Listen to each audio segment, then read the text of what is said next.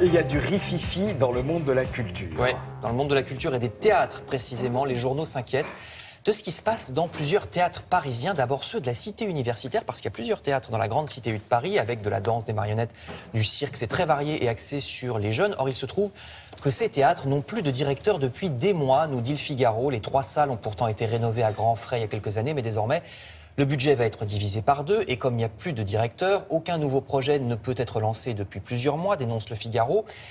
Et apparemment, c'est une situation générale sur Paris avec d'autres théâtres qui dépendent de près ou de loin de la mairie et qui risquent eux-mêmes carrément de fermer plusieurs sites spécialisés. Son alarme sur Internet, regardez, voyez ce théâtre du 20e arrondissement qui s'appelle le 20e justement. Oui. La mairie voudrait le fermer pour le rattacher à un centre social, donc il n'y aurait plus d'artistes et de vrais spectacles. À la place, il y aurait des cours de théâtre ou de danse pour les habitants du quartier.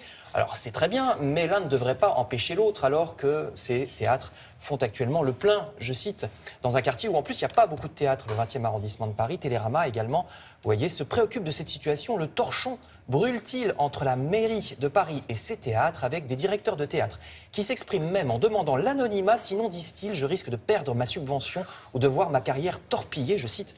Ambiance donc dans les théâtres parisiens, comme vous le voyez.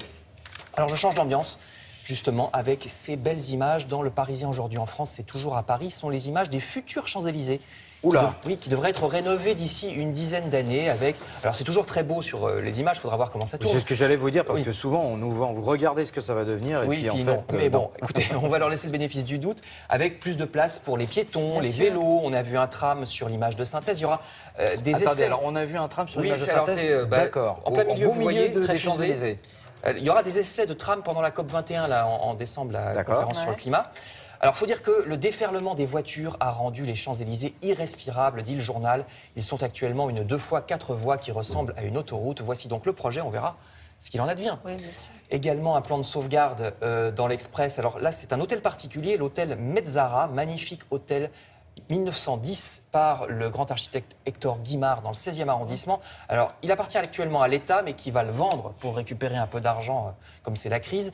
Donc, il y a une mobilisation pour faire une fondation Guimard, pour que ça devienne une fondation Guimard. Super, il n'y en a pas. Puisque c'est l'architecte, bien sûr, qui est très délaissé, étonnamment, alors que c'est l'architecte de l'Art Nouveau, qui a fait beaucoup de choses à Paris, notamment les entrées de métro, mais pas que ça.